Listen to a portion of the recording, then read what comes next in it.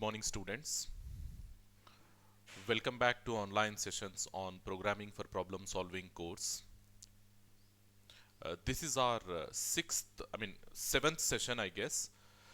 So, in our previous session, we discussed about computing environments. So, based on how the user will interact with the computer, we have categorized these computing environments into four, isn't it? The first type of computing environment is personal computing environment, then time sharing computing environment, client server computing environment, and finally the distributed computing environment. Okay. So in the early days of computers, as the computer size was very big and there is no interconnectivity between the computers, so there was no sharing of resources between the computers is possible, so we said there was only one possible type of computing environment, that is mainframe computing environment. So we call that computer, whatever big room size computer we were having, we called that computer as mainframe computer, and we call that computing environment as mainframe computing environment. So whatever the task, whatever the job the user wants to accomplish by that computer, he has to give that job to that computer only, and that computer solely responsible for accomplishing the user's job, isn't it? There is no sharing of job, no sharing of resources, nothing. Only we are going to have only one computer, and whatever computing resources of that much big size we were having, we have to utilize those resources only. Okay, that is the problem of mainframe computing environment. So later, the researchers, the scientists, they thought that whatever scope, the limited scope they were having, which is not sufficient, which was not sufficient. So immediately what they have done, they have gone for some advancements or some what we call research kind of thing in the computing environment. So uh, to their good, or to their benefit, we said in the year 1971, Martian E. Hoff, working for Intel organization, what he has done, he embedded all the required components of a computer onto a single chip, isn't it? He integrated all the required components of a computer on a single chip, and he called it as a microprocessor chip. Okay, and they named it as Intel 404, the first microprocessor onto a single chip.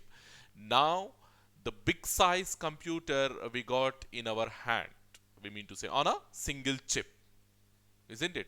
So, with this advancement, we got now, as the computer size got decreased, okay, from the room size to a table size, so we got many different computing environments. Okay, the first one is the personal computing environment, where we are going to have all of our resources connected to that single microprocessor chip, isn't it? Whatever input devices, whatever output devices, whatever processing units we were having, we have connected all those devices to that single microprocessor chip. And we are calling such a computing environment as a personal computing environment. Still, here also, the sharing of resources is not possible, we said. So then we have time sharing environment, where multiple terminals, multiple dumb devices, we are connecting to a central powerful computer, and here in this case only the central powerful computer is responsible for satisfying all the required needs of all the connected terminals. Okay, so here the response time will be more, because after satisfying every terminal needs, the central computer will shift to the second terminal, third terminal, likewise. So we discussed all these things in detail in our last class, so again I'm not repeating that one. So simply we said the response time will be more in time sharing environment. That is the reason why we are going for client server environment, where the work will be distributed, where the work will be shared between client as well as the servers, isn't it? So the response time, to some extent, it is decreased. Okay, then we have the distributed computing environment, where the work will be distributed between multiple servers as well as multiple clients. So here also the response time will be less, as you have more number of computational devices involving in order to satisfy your job. Hopefully you understood all these concepts, and many of you are asking that they have some sort of doubts in what we discuss the creating and running programs. See, I suggest you to just wait for the practical stuff. When we start the stuff practically, at that point you will get these concepts thoroughly. Or else we have the doubt session on Wednesday, so you can wait for that doubt session as well. You can clarify your doubts in that doubt sessions as well.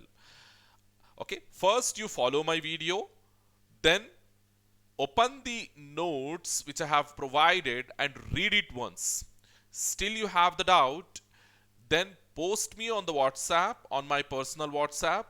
If I get free time, or if the doubt is a small one, then I will clarify the doubt over the texts. If the doubt which you asked, if it is not able to, I'm unable to satisfy that over the text, then you have to wait for the doubt session. Okay, many of you are asking, sir, what is the use of linker when we are doing this creating and running programs? So I told you that this linker will link the library modules with your current source code or current program. So linking the library modules here, in the sense, it will simply replaces the user defined as well as predefined functions with their actual body, with their actual code. Now, in order to understand this statement, this particular statement, you have to wait for some time until and unless we start the practical stuff, because what are user defined functions you don't know, what are predefined functions you don't know, and what are library files you don't know. So in order to understand all these things, you have to see the stuff working, you have to see the programs working, then only you will understand. Okay, hopefully you will have some sort of patience before getting the clarity. Okay, so with this, yeah, we have to enter into the second part of your first unit. That is nothing but second chapter of your first unit, that is algorithms, flowcharts, okay, pseudocodes, uh, structure charts, many different things we are going to discuss in this second part of your first unit, that is second chapter of your first unit. Okay, so I promised that we are going to conclude the first chapter in 4 sessions, but I took 2 extra sessions, isn't it? We have concluded the first chapter in 6 sessions. I hope the second chapter will complete on track and will move forward. Okay, we'll move forward.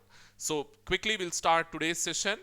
That is the second part of your first unit, that is program development. Okay, program development, or creating algorithms, creating pseudocodes, creating flowcharts, and writing programs. All these things we'll discuss over here. The second part of your first unit, second chapter of your first unit. So quickly, yeah, all these things we discussed in my previous session. Yeah, quickly we have to see what are program development steps. So why we have to follow a particular procedure whenever we are doing the development of a program? Can't we write the program directly? Isn't it? Can't we write the program directly? And what is the need to follow these development procedure or these development steps? To understand this, I will give you a simple example of a, let us assume construction of a building. Construction of a building. So a person X, we are considering a person X, is having some land, and he wants to construct a building on that land. So can he do it by himself? No, it is not possible. So definitely he has to go for an engineer, and he has to get the plan, and he make that plan working in order to get that finalized building, isn't it? So how the procedure will go, we'll discuss step by step, and we relate this concept, this real-time concept, with our program development stuff, program development thing. Hopefully you understood.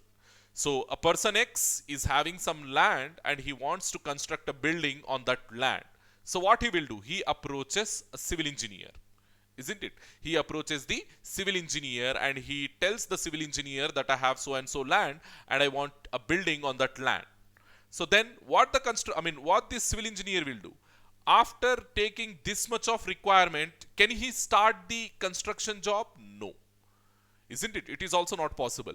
Before starting that building, the civil engineer has to take the full requirements from the person X. Now the person X is the customer, isn't it? Because he wants that building, so he is our customer. So now onwards we call him as customer. So the customer X is approaching the civil engineer for the construction of his building. So what the civil engineer will do? He will ask the full-fledged requirements from the customer. So at that stage, the customer's job is to give the full-fledged requirements to the civil engineer. So what he will do? How he want that building to be? Where he want the main entrance? Okay? How many doors he wants? How many windows he wants? How many floors he wants? How many bedrooms? How many halls, dining halls? How many kitchen rooms? Okay? How many toilets? Okay? Where the parking area should be? All these things he will explain to the civil engineer. So what the civil engineer will do? He will note down all those things on a paper, isn't it? All those requirements on a paper. Now, after gathering all the requirements, can he start the construction? No. Still, he is not ready for the construction. So then what the civil engineer will do after taking the requirements means he will design a plan according to the customer's requirements. Isn't it? A plan for the building, which is very much required. A plan for the building. So what he will do? He will plan a design. He will plan a map, okay, from the requirements of the customer. So after having the plan, he will get the confirmation from the customer. He will show that plan to the customer and he will get the confirmation. So once the customer gave the clarification, okay, satisfied with the plan, now the civil engineer can start that work, isn't it? So based on that plan only he has to construct that building because he got the confirmation on the plan, isn't it? So he's showing the hall of so and so dimensions in the plan, but when it comes to real time, if it is a smaller one, is the customer going to accept? No, he's not going to accept. So definitely whatever he is showing onto the plan, the same thing he has to reflect in real time. Isn't it? The same thing he has to reflect in real time. Then only the customer will be satisfied. So here the role of the civil engineer is to satisfy the customer. Okay? By showing the design working, he has to satisfy the customer. So in this way, the construction of a building in real time takes place. Isn't it? In this way, the construction of a building in real time takes place. First, the requirement gathering from the customer, then planning, isn't it? After gathering, he will plan. He will make the plan, the blueprint of that building. So once the plan is ready, again he will get the confirmation on that plan, and once he get the clarity confirmation on the plan, he can start. The civil engineer can start the construction.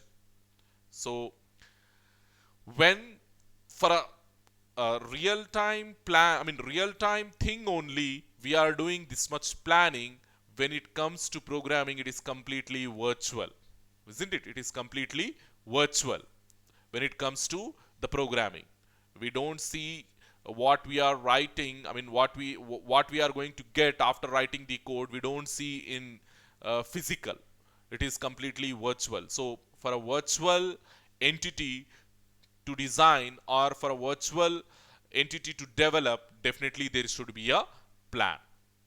So that plan is having these 4 steps, whatever I have listed over here, to develop a solution. See, in general, for what we develop the software engineering, isn't it? Software products. For what we develop the software products or software applications. In short, softwares. For what we develop the softwares. Okay, we have a lot of real-time problems. We have a lot of real-time problems, and we develop softwares, we develop applications for those real-time problems to solve those real-time problems. The problem can be smaller, medium in size, or a heavy duty, isn't it? Heavy duty in the sense very big. So to solve all these types, all these categories of problems, we are going for the development of a software or development of an application. Simply, a person is giving you two numbers and he wants you to add those two numbers. For that also we can develop an application using C programming. We'll start at that level only. With minute solutions, we start the programming and slowly we'll get into the bigger ones. Okay? So, for a smaller problem, what we said, a minute problem, what we said, adding two numbers. Adding two numbers is the smaller problem. So, in order to add two numbers, so if it is a smaller one, we can do like 2 plus 2, how much? 4 we can do. But if he is giving a big number, then definitely we have to use a calc, and that calc, how it is functioning. Inside that calc, what program they have loaded, that also we have to analyze, that also we have to understand in order to be a programmer. In order to be a programmer. So from that level only we will start. Hopefully you understood. So for what type of problems we are generating the solutions, in the sense with the help of softwares, in the sense for all types of problems, smaller to bigger. For all types of problems we are generating the solutions. You have to remember this one, you have to understand this one. Understanding is very, very important. Okay. So the smaller problem, already I told you, adding two numbers, subtracting two numbers, multiplying two numbers, these are smaller type of problems. Okay, simply to check whether the temperature is above the boiling point, below the boiling point, above the freezing point, below the freezing point. Doing all these things, they are smaller level problems. But when it comes to a hospital management system, take the example of hospital management system. It is a big problem. So inside an hospital, how many people will work? What are their job roles? Okay, and what type of difficulties they are facing, and what type of documentation they are maintaining. All these things we have to take into consideration when we are developing a hospital management system. Hospital management system is nothing but it is an application. It is a software application. It will help the hospital people in order to get the easiness in their day-to-day activities. Okay, ease of work, for their ease of work, we can say.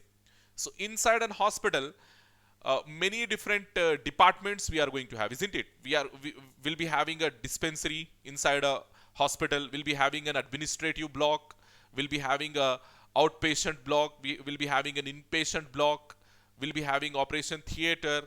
Okay, and how many different types of people will get involved inside an hospital?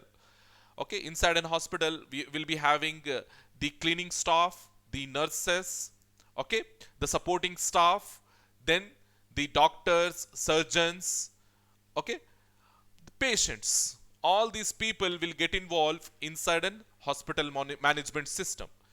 Then how we are going to develop this solution, how we are going to manage all their activities, day-to-day activities inside our application. It is a very big problem. It is a very big problem, isn't it?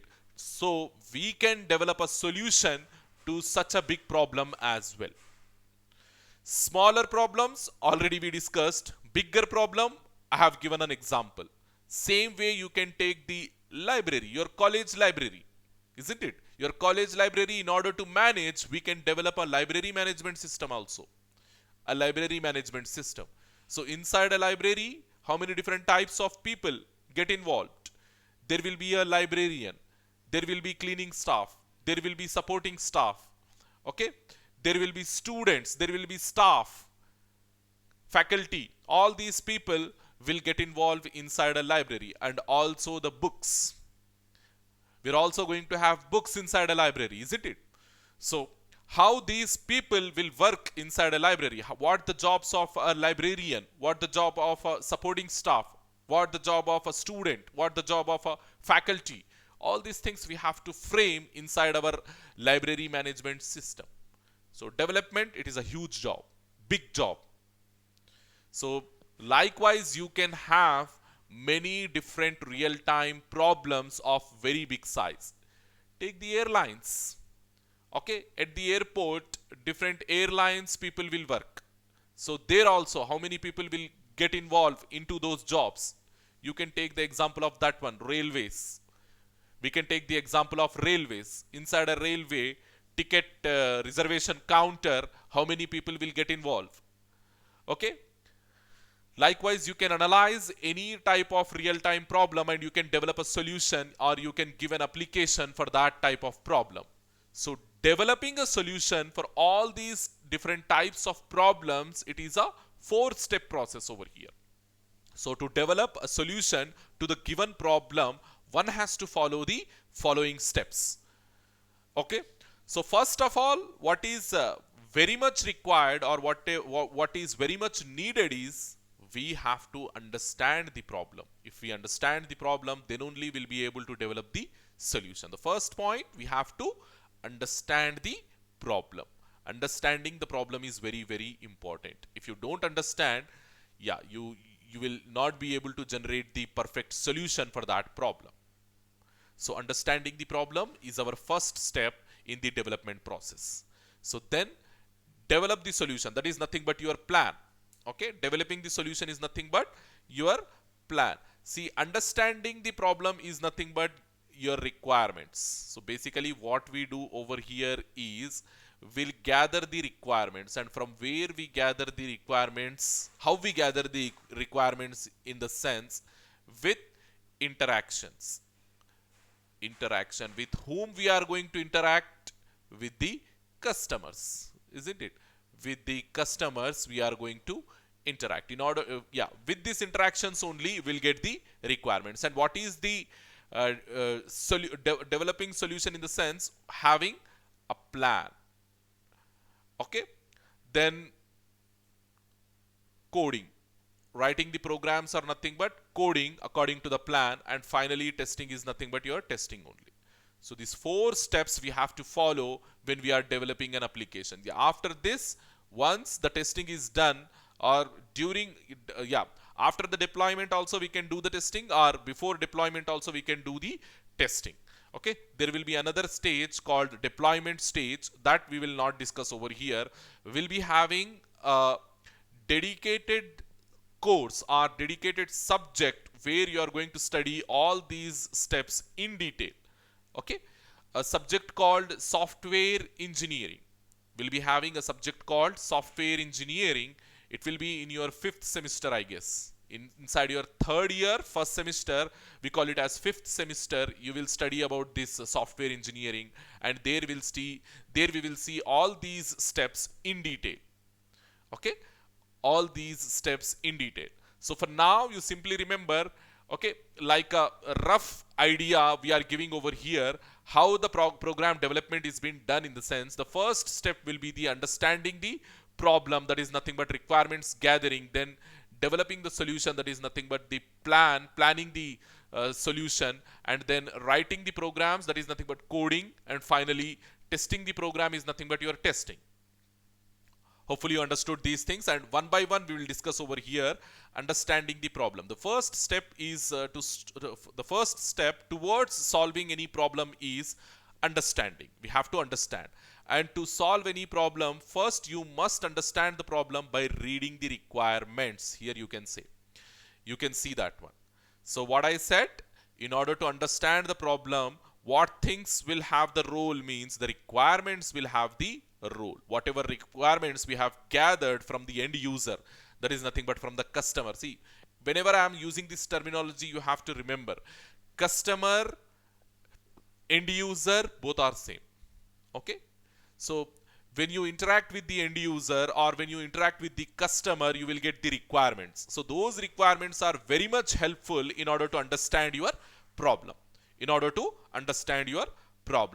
Once you understand it, yeah, you have to review those understanding once again, because whatever you understood from the requirements, whether you are on the right track or not, again you have to review these requirements with your customer as well as the system analyst. There will be a special job role in your organization with name system analyst. His job is to make the things very easy for you. He will also analyze the requirements and he will help you in understanding the problem. The job of a system analyst is to help you in understanding the problem. Okay? So, what the what as a programmer we have to do means we have to read out the requirements document, then we have to analyze those requirements documents, then we have to review those understandings with the customer as well as the system analyst. So this is understanding the problem. Then we have the second stage, that is develop the solution. So developing the solution, yeah, we discussed here itself. I have shown you here itself. We develop the solution by using these different tools. We have different types of tools over here. What are those means? Your structure charts, your algorithm pseudocode, your flow chart. So these two things are different things. Algorithm and pseudocode, these two things are different things, but they are closely related. That's why I kept your algorithm and pseudocode inside a single step. Hope you understood. So the first step is structure chart.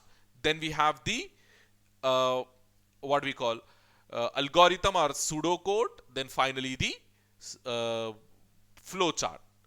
Okay. After doing this plan, I mean, once you are done with these three, we are ready with the plan. We are ready with the plan. Requirements analysis, that is nothing but understanding the problem, is over, and now we are ready with a plan. So in order to prepare the plan or in order to make the plan ready, we have to follow these tools: your structure charts, your algorithm or pseudocode, your flow chart. Then after, once the plan is ready, we have to go for writing the program, then testing the program. Okay, this we discussed. Developing the solution. Yeah, to develop a solution to a problem, the following tools are needed. The following tools are needed. What are those? Your structure charts. The first one, your structure chart. So what exactly is a structure chart? How it is helpful in the planning stage? So yeah, for your understanding, a structure chart is nothing but it is a hierarchical diagram. It is a hierarchical chart. So what it will do, it will shows the functional flow. Functional flow is nothing but how the data will flow inside your application. How the data will flow inside your application. To show that one, we use these structure charts. Okay, not only this one, to divide, if your problem, I mean, just now we discussed, we will be having the smaller problems as well as the big, huge problems. So if your problem is very much big, very much huge, can we solve that problem as a single entity? Yes, of course we can solve, but it will become very hectic. It will become very difficult. So what we do? So instead of solving the big problem as a single entity, yeah, we follow the British people strategy. That is nothing but divide and rule. Isn't it? Divide and rule. So we follow that same strategy. So here we call it as divide and solve. We logically divide the big problem into smaller scale units, and we solve those smaller units separately, and finally we combine the solution to get the final solution. So likewise, these structure charts not only help you in order to show the functional flow of your data through the program, but also if the problem size is very big, we can divide that problem into smaller units with the help of these structure charts. Okay. So when you're dividing this big problem into smaller units, how these smaller units will have the interaction, that interaction also we can show with the help of these structure charts. So we can call this structure chart as a architect's blueprint. So how the architect will make use of that blueprint in order to do the construction In that same way, these structure charts will help the developers in order to have the clarity on the problem. Okay, so this structure chart is one such tool. See, this is an outdated one. Nowadays, we are not using these structure charts, but it was there. It was used a lot, so we have to know the importance of it and we have to understand it. That's what we are doing over here. For your exam purpose, you have to remember this structure chart, the purpose of structure chart, and an example for this structure chart. Moreover, in your labs, in this semester, whenever we write the programs, we are not going to do this structure chart concept. We'll start from algorithm. We'll start from algorithm. Okay, so you have to remember this. A structure chart is nothing but it is an hierarchical chart. It will show the functional flow. Functional flow, that is nothing but data flow inside your program. Okay, it shows the problem. Yeah, it shows how the big problem is subdivided into smaller units and how those smaller units will interact with each other. And we said it is it is something like an architect's blueprint. Okay, it is something like an architect's blueprint. So hopefully you understood. So one simple example we have taken over here. Let us assume a person wants to buy a laptop and he is taking the expert's advice. So he approached one IT technician or IT professional when he is of the person's friend. Let us assume the IT professional is the person's friend. So he wants to buy a laptop. So he is taking the advice from the IT professional, his friend. So what is his problem? I mean, what is his task? Okay, buy a computer. Okay, buy a computer. Okay, we'll go in this way. He wants to buy a computer. Then immediately, what things comes in our mind whenever somebody is asking a suggestion to buy a laptop? Then what things come into our mind? So we need to know what the configuration and how much budget they are keeping for that one. So these two things will come into our mind. So yeah, get configuration. Definitely I will give the professional, IT professional will give the configuration, complete configuration. And once he's giving the configuration accordingly, based on the selection of the person, okay, based on the selection, maybe he will select 2 GB, 4 GB, 8 GB of RAM, different variants we can put in front of him. But what variant he will select, it is completely independent to him only, isn't it? If he selects 4 GB, then the calculation will differ. If he selects 8 GB, again the calculation will differ. If he selects only 2 GB, again the calculation will differ. So based on the configuration selection, he will do the calculation. So during the calculation, he also has to know whether he is buying a desktop or he is buying a laptop. He has to know this thing as well. So if he is buying a laptop, then the estimation will be less, and if he is buying a desktop, the estimation will be less, and if he is buying a laptop, the estimation will be more.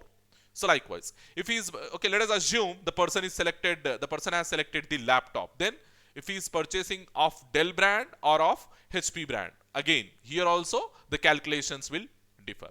So after selection of all his configuration, the person's configuration, immediately what the IT professional will do, he will calculate the final estimation cost and he will print that report, isn't it? He will print that report. So this entire task, how it has been subdivided, and what type of interactions it is having, all those things we have shown with the help of this structure chart. Similarly, whatever real-time issue, whatever real-time problem you are going to have, for which you want to develop a program, for which you want to develop an application, you can have a structure chart. Hopefully you understood this one. And as I said, this structure chart concept we will do only for your external exams, and nowhere we are going to follow these structure charts in our program development, as it is an outdated stuff. So after this structure chart, we have the algorithms and pseudocode. So this algorithm we have to stress more, and basically throughout your program development, these algorithms we follow. Okay, that's why pay more attention towards this concept and try to get the concept whenever it is possible. Okay, so what is an algorithm? First of all, we have to define this algorithm and then we have to go accordingly. Yes, what exactly is an algorithm? See, yeah, as we discussed the civil engineer and that customer, the person X issue over there, whatever requirements the customer is giving, whatever requirements the customer is giving, when the civil engineer is developing the plan, he has to do in a step-by-step procedure, isn't it? He can't do all the stuff randomly. He has to do step by step. He has to do step by step, and when he is doing step by step, he has to understand the complete system, whether he is getting any issues or not, or what. So let us say the customer X wants a 3-floor building. Okay, a 3-floor building. So first, what he has to design? Okay, being a civil engineer, he has to do the groundwork first, isn't it? Ground floor work first. Okay, where he is giving the parking and how he wants his dining hall, how he wants his living room, how he wants his kitchen, bedroom, toilets, all those things he has to design. First, he has to design the ground floor, isn't it? Then only he can go for the first floor and second floor. Likewise. So can he go directly to the third floor and design? No, it is not possible. The positioning of the toilet, the positioning of the dining room, the living room, definitely it has to come from the ground floor. Isn't it? It has to come from the basic architecture plan. It has to come from the ground floor. How the ground floor is designed, based on that only we can do some sort of estimation for the first floor as well as for the second floor. Okay, the lift arrangement, all these things. Definitely we have to do the groundwork plan, ground floor plan first. So he has to go in a step-by-step way. Directly he can't go to the third floor and start doing the work for third floor, isn't it? So in that way, the planning, it has to be done in a step-by-step way. So for a computational problem also, if you have a computational problem like adding 2 numbers or developing an hospital management system, for that also we have to do the stuff in a step-by-step manner.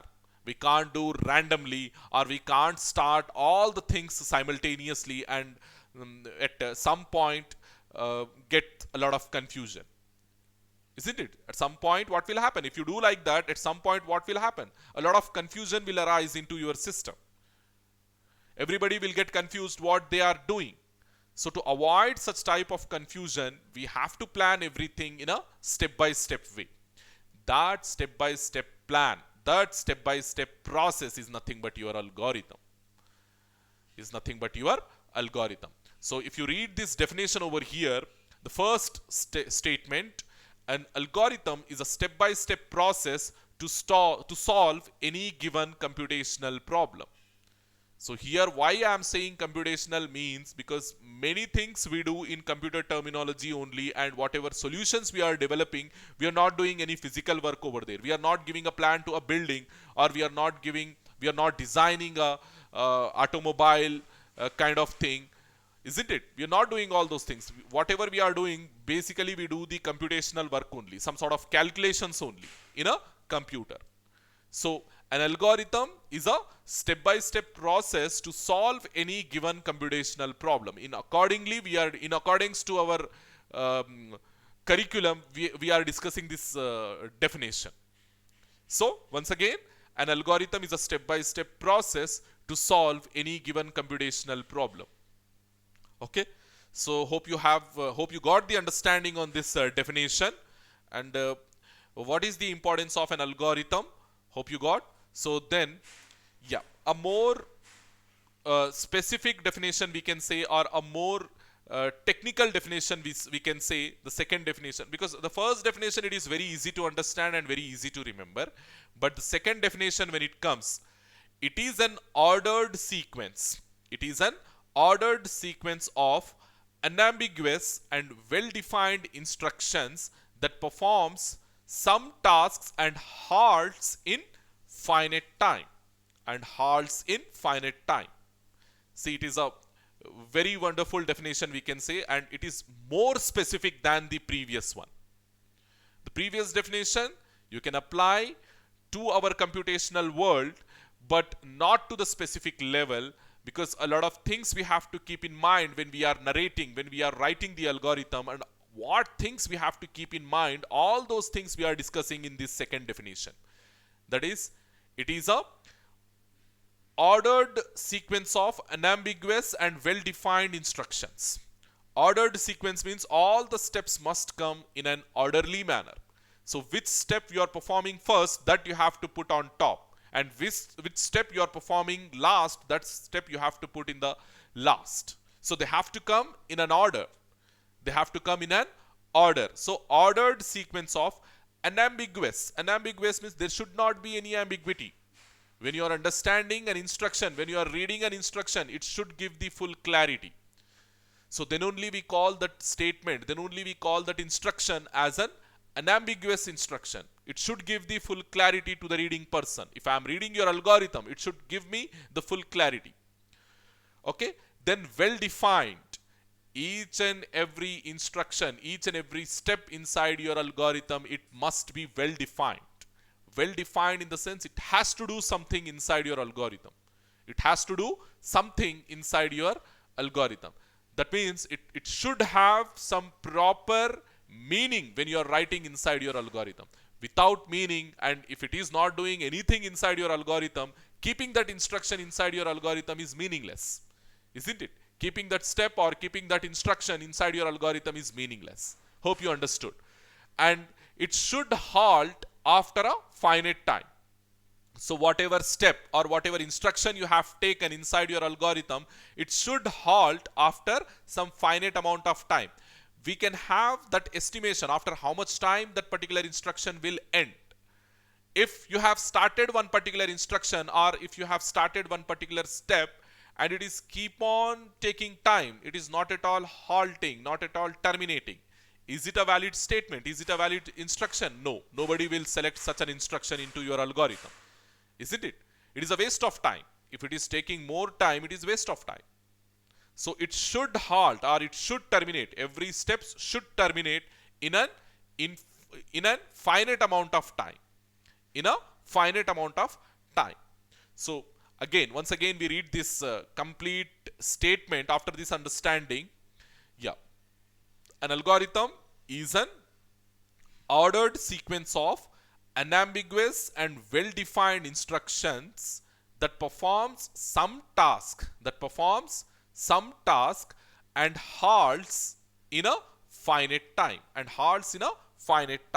And one of the important statement, the third statement when you read, the algorithm is language independent. Language independent means, in order to write the algorithm, there should not be any specific language and there should not be any specific programming language. Programming language, natural language, whatever we are talking about, they are simply languages only. Okay, a medium to express our feelings. And there should not be any specific language. When we are talking about algorithm and when we are writing the algorithm, there should not be any specific language. Yes, you know the Hindi language, you can write your algorithm in Hindi. You know the English, you can write in English. You know Telugu, you can write in Telugu. So likewise, there should not be any specific thing when we are writing the algorithm. Okay?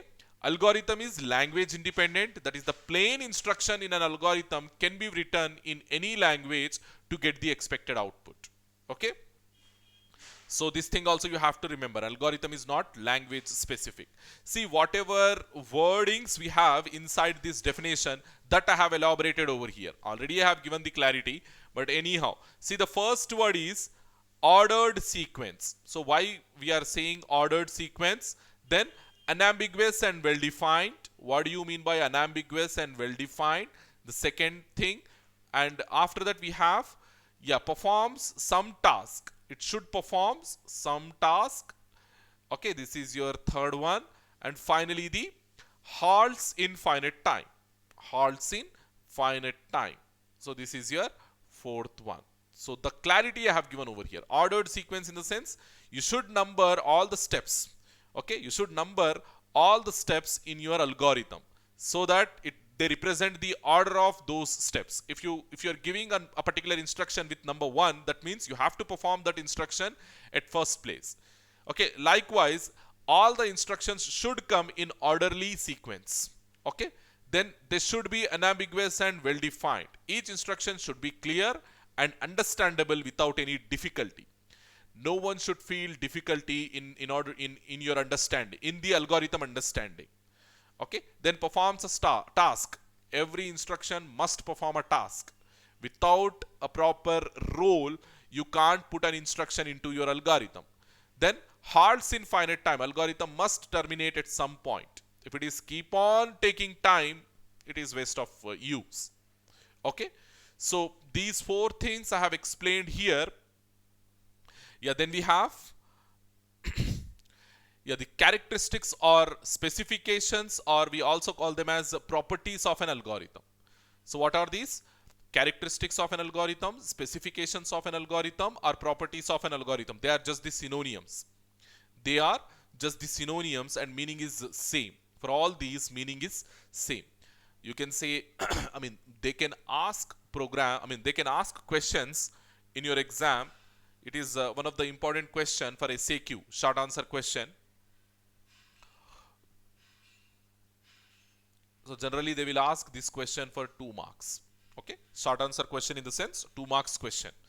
So they will ask the question like this: define the term algorithm and what are the specifications of an algorithm. Likewise, they can ask or define the term algorithm and what are the properties of an algorithm. Or they can also use a word characteristics. To represent this one, they also use a word characteristics. Define the term algorithm and write the characteristics of an algorithm. So what is the importance of these characteristics, or what is the importance of these specifications or properties in the sense?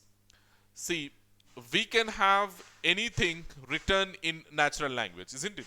We can have a normal notes also written in natural language. Can we call that notes as an algorithm?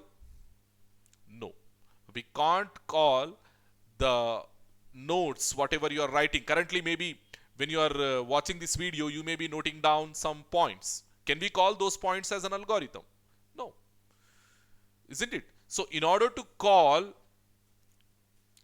a description as an algorithm, it has to have, it needs to have these properties. Okay, when can we call a description as an algorithm means it needs to have this following properties. If your description is having these following properties, then we call that description as an algorithm. So that is what I have written over here. Not all written instructions can be considered as an algorithm. In order to consider the written statements as an algorithm, it must have the following properties. Okay, what are those? Input. Every algorithm must have 0 or more inputs. Okay, 0 or more inputs. Every algorithm, it should take either 0 or more inputs. It depends on the type of algorithm, or it depends on the type of problem, how many inputs you are giving or how many outputs you are taking from the algorithm. So when we are talking about the input, your algorithm may or may not have any input. So if it is having, it should be 1 or more than 1, and if it is not having, it will be 0 inputs. So here you can read, an algorithm has 0 or more inputs taken from a specified set of objects. So who will provide that object? It will differ from problem to problem. Who will give that input to the algorithm? It will differ from problem to problem. Okay, so next, output. So every algorithm, so we said 0 inputs, but every algorithm must give at least 1 output, 1 or more than 1. So an algorithm has 1 or more outputs. See, when we are talking about inputs, we are saying 0 or more. But when we are talking about output, we are saying 1 or more. That means there should not be any zero outputs. There should not be any zero outputs. That means your algorithm must generate output. If your algorithm is not generating any output, means it is a useless algorithm. If it is not giving any result, if it is not giving any output, then it is a meaningless algorithm, isn't it? So every algorithm must generate one or more outputs. Okay, then definiteness. Each step must be precisely defined. Precisely in the sense it should have a proper meaning in your algorithm. Each instruction is clear and unambiguous. Definiteness means already we discussed what is clear and what is unambiguous meaning. Okay, so each step must be clear and unambiguous, and it should be precisely defined. So this is the definiteness property. Then finiteness, already we know your algorithm must end, must terminate, must halt itself in a finite amount of time, after a finite amount of time. Okay, so the algorithm must always terminate after a finite number of steps or after a finite amount of time.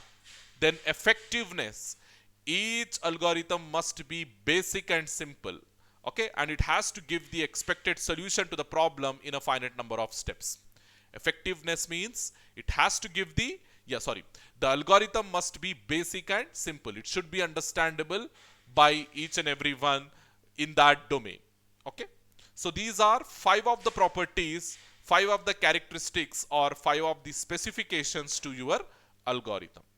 So the next thing, now here at this point we will discuss a simple example for an algorithm.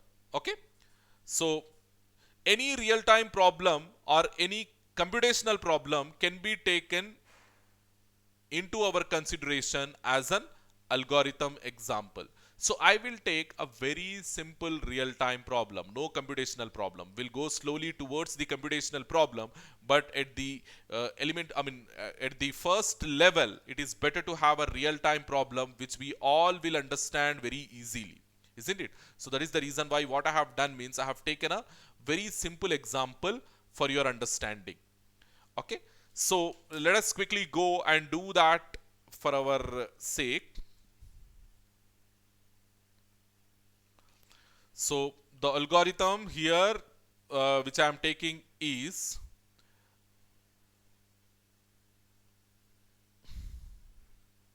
okay, maybe it is visible to you. Hope it is visible to you. Okay, so here see, first we'll write an algorithm. Okay, algorithm for making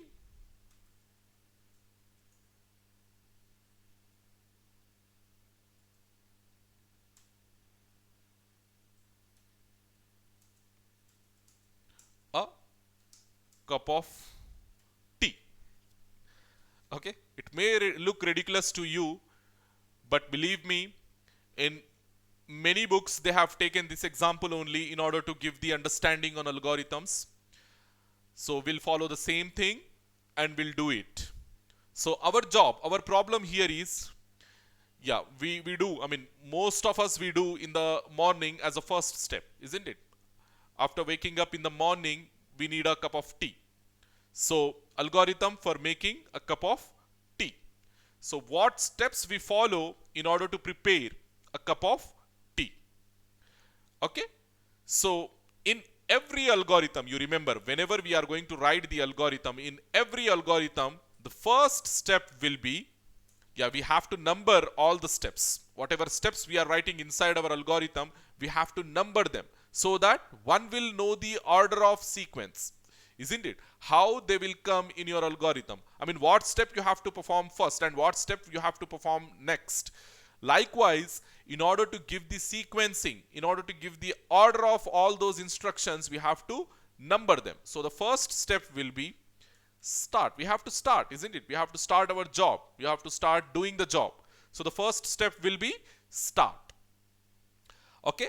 Now the second step, okay, generally the input. So for almost all, whether it is a real time, whether it is a computational problem, whatever it is going to be, the second step will always be the input. So what input we have to this algorithm. So in order to make the tea, what we need, what input we need, isn't it? We need the ingredients, all the ingredients we need. So all the ingredients or tools, all those things will come under the um, input only. So that thing, collect the required ingredients, or we can also call them as tools. So the second step, what we are doing here in the process of making tea, the second step, what we are doing, we are collecting the required ingredients or the required tools, whatever we need. So what are my tools or what are my ingredients here? Okay, so they can be, yeah, all those things I'm writing over here.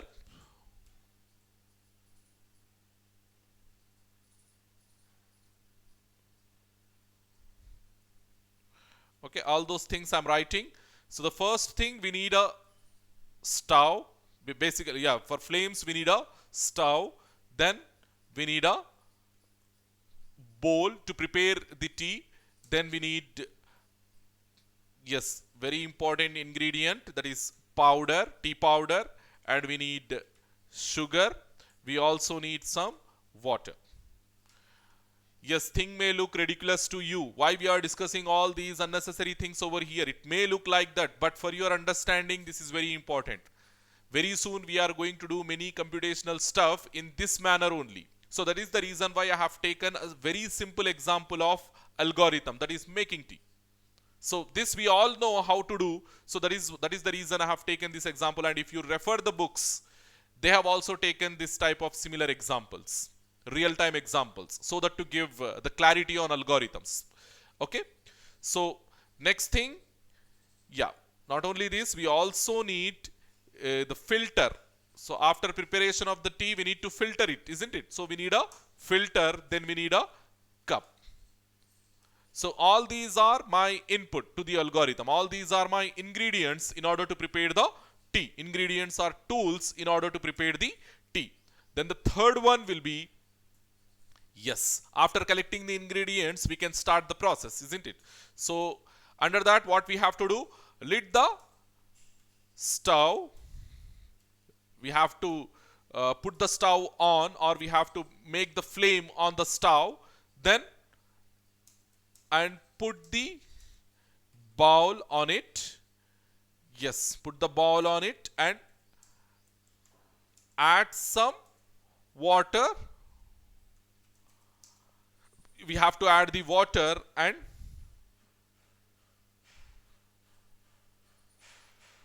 wait till it boil, isn't it? After adding the water, what we are doing? We are waiting till it gets boiled. So yes, this is my third step. Okay, then step 4 will be add the tea powder. When it is boiling, we have to add the tea powder, then add the sugar and let it boil for some more time. To get the flavor, what we do? We'll let it boil for some more time. So how much time? If you want specific over here, that you can mention 2 to 3 minutes, like this, isn't it? So it is something like a recipe, we can say, to make the tea. So next is the fifth step. So when it is boiling, when tea powder, everything you have added, and again it is boiling, then what we do? Add the milk, isn't it? Add the milk and let it boil for some more time. Let it boil for some more time. So again 2 to 3 minutes. Okay. Yes, after this, your tea is ready. Filter it into a cup. We have already collected the cup. That cup we are using over here to filter we are using filter and cup to filter the tea. Okay, then enjoy the tea. The last step, I mean seventh step, enjoy the tea, and finally the last step will be stop. So likewise, this is the algorithm, the complete procedure to prepare the tea in my consideration. So as I have explained this entire thing over here, maybe you will get some idea. Okay. Yeah, the same without explanation. I have let us assume that I have not explained what I have written over here. I have simply given the idea that you have to write an algorithm for making tea, and I told you how to write. Told you in the sense I have given only the instructions how to write the algorithm, that every step must you have to number, and the first step will be start and the last step should be stop. Likewise, these type of ideas, the way how you write the algorithm, that I have explained. The way how you write the algorithm, that I have explained. But what you have to write inside the algorithm, let us assume I have not explained. So I have given this problem to you. Okay, write an algorithm for making tea, making a cup of tea. So what step you will put inside it? Of course, the first step and this last step, as I said, it should be start and stop. They will be common in all you 60 people. So let us assume I have given this task to a class of 60 students. So all will put the first step as start and the last step as stop, because this I have given as a standard procedure.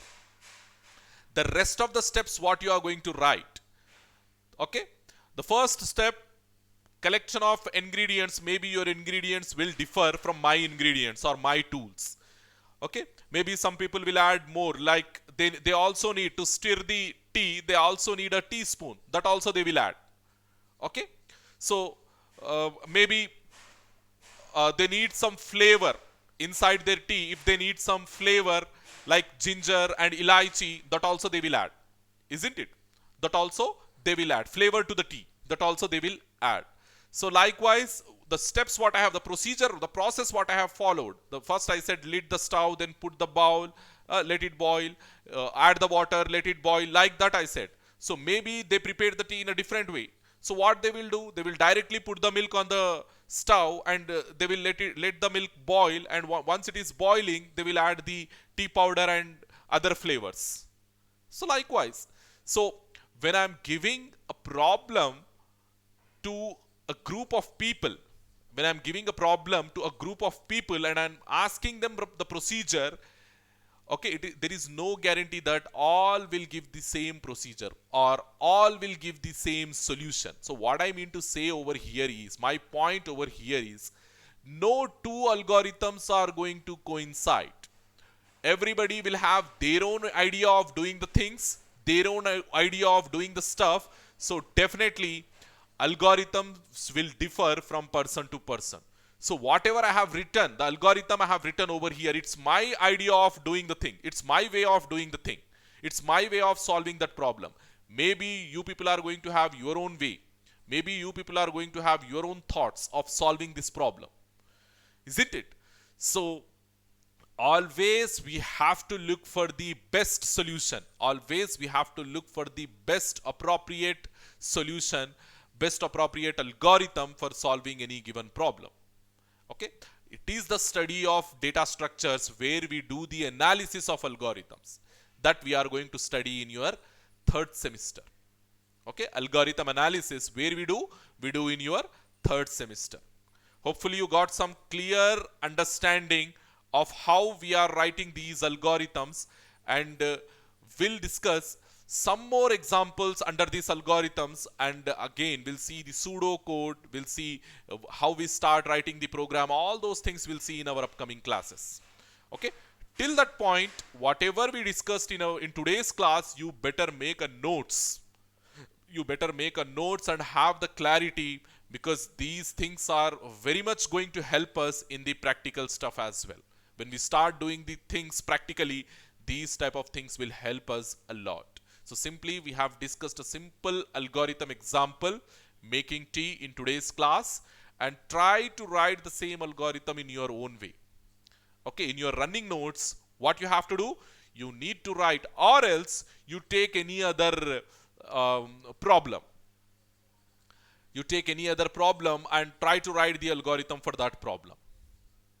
Okay, hopefully you do it. Okay, so yeah, till your next class. Thank you very much. Okay, see you in your next class.